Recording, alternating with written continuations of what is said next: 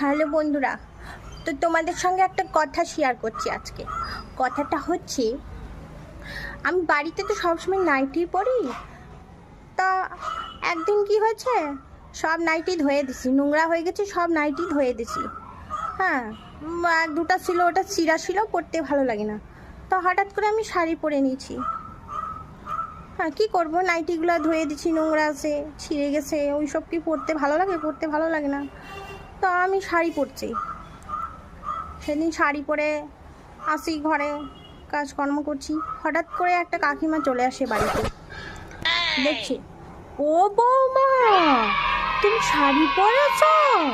এই জন্যই বলি বৌমা, শাড়ি পরো, দেখো কত সুন্দর লাগছে তোমাকে, মিষ্টি মিষ্টি বউ লাগছে, কত সুন্দর লাগছে। আমি তো মনে মনে অনেক খুশি যে কাকিমা আমার নামে প্রশংসা করছে, আমাকে শাড়ি পরে সত্যি ভালো লাগছে।